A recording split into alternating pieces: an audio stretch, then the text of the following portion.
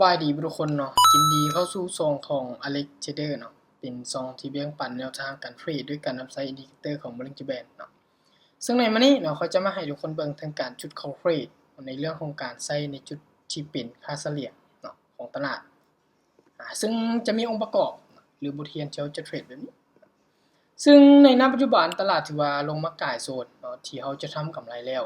ฉะนั้นเมื่อมันก่ายโซนนี้โอกาสทำกำไรของเราก็คือยังมีโอกาสขายลงมาต่อตามบทเรียนที่ได้แชร์ให้เบิ่งนี้ตัวนี้จะเป็นจุดเข้าเทรดในค่าเฉลี่ย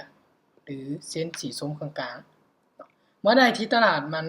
ลงมาตัดมีโอกาสทำกำไรต่อก็คือจะขายลงอีกอย่างหนึ่ง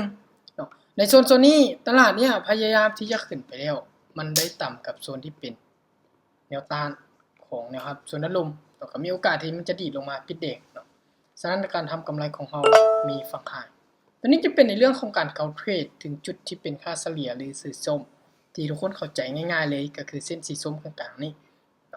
จะใช้ในแบบที่เราได้แชร์ไปตัวนี้ตามบทเรียนทุกคนสามารถที่จะอ่านเนื้อหาแล้วก็ไปเบิ่งในตลาดตัวจริงแล้วเทรดได้ซึ่งจะมีทั้งฝ่ายบทเรียนแล้วก็คลิปวิดีโอวิธีการแนะนำให้ทุกคนได้ไปศึกษาเนาะซึ่งแนวนี้มันลงมาต่ำค่าที่เป็นแนวครับฉะนั้นการเทรดเขาจะเลือกอยู่ฝั่งซื้อมันจะโกงกับประเด็นตัวนี้มันจะโกงกับจุดเทรดตัวนี้จุดที่เป็นแนวรับก็คือโซนนี้เลยเดี๋ยวจะซูมให้เขาให้เบิ่งตัวนี้ตัวนี้จะมีโอกาสที่จะเข้าฝั่งซื้อจุดที่เทรดทั้งจุดซื้อและขายตัวนี้จะอยู่2จุดแต่ในบริเวณที่เราเทรดก็คือโซนที่ซื้อขึ้นในจุดนี้เนาะเดี๋ยวเรามาเบิ่งตลาดตัวนี้จะเป็นในเรื่องของการเข้าเทรดของเราเนาะให้ทุกคนเข้าใจว่าในการที่เราจะเทรดแบบนี้มันมีทั้งโอกาสที่จะได้และก็จะเสียแต่รวมๆเราจะใช้บทเรียนให้รวมๆแล้วเราจะใช้บทเรียนของเราเนี่ยไปให้มันดีที่สุดเนาะเดี๋ยวมาเบิ่งต่อเนาะซึ่งในการเทรดทุกๆครั้งที่ทุกคนจะสามารถมีกำไรได้อยากแนะนำก็คือบริหารเงินหรือ Money Management เข้าไปจะมีโอกาสที่จะได้หลายเลยแหละเนาะหากว่าเฮาเสียอยู่4-5ไม้แล้วมาวินในการที่เฮาบริหารเงินนั้นมันถูกต้องมีโอกาสที่เฮาจะได้ต้นทุนที่เฮาเสียแล้วก็ได้ทางพอร์ตการลงทุนที่มีกำไรเข้ามาเนาะเดี๋ยวมาเบิ่งในจุดนี้ก็ยังอยู่ในบริเวณหรือเกณฑ์ที่เฮาเข้าในฝั่งขาย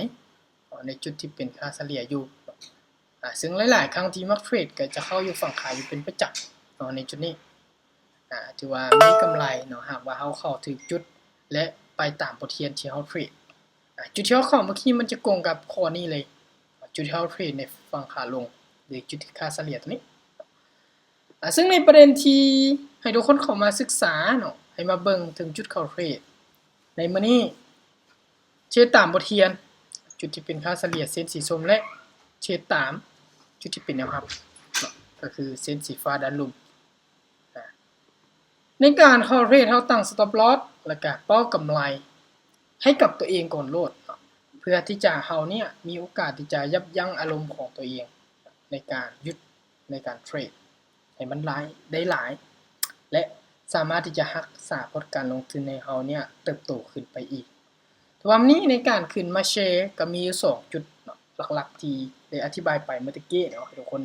ทั้งเบิ่งทั้งองค์ประกอบภาพรวมก็คือทฤษฎีว่าเฮาควรเข้าในจุดใดแล้วก็มาบวกกับการเข้าเทรดอยู่ตลาดตัวจริงให้ทุกคนเบิ่งก็ถือว่าเฮามี2อย่างก็ถือว่าเฮาสามารถมีกำไรเติบโตได้1บทเรียนที่มันดี2การมานี่มันบวกเข้าไปนำจะมีโอกาสที่จะทำกำไรได้สูงสำหรับคลิปวิดีโอนี้เนาะก็ให้ทุกคนนี้ไปศึกษาในเรื่องขั้นพื้นฐานในคลิปก่อนหน้าที่ได้ลงไป